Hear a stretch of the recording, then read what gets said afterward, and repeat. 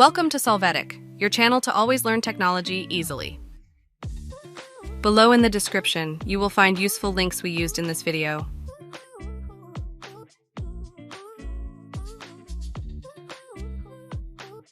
Today in Solvetic, we will see how to view downloads in Google Chrome Android. We start by opening Chrome. After that, click on the three upper points and then click on the download option.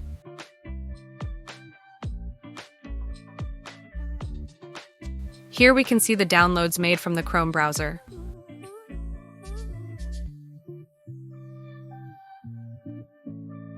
Another option is to go to your phone's file management app and look for the downloads folder.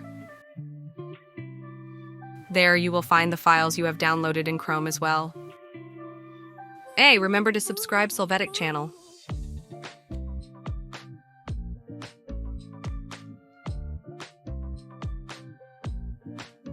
We hope it has been helpful for you. Here are links to watch more videos of your interest and subscribe to the Solvetic channel. Thank you.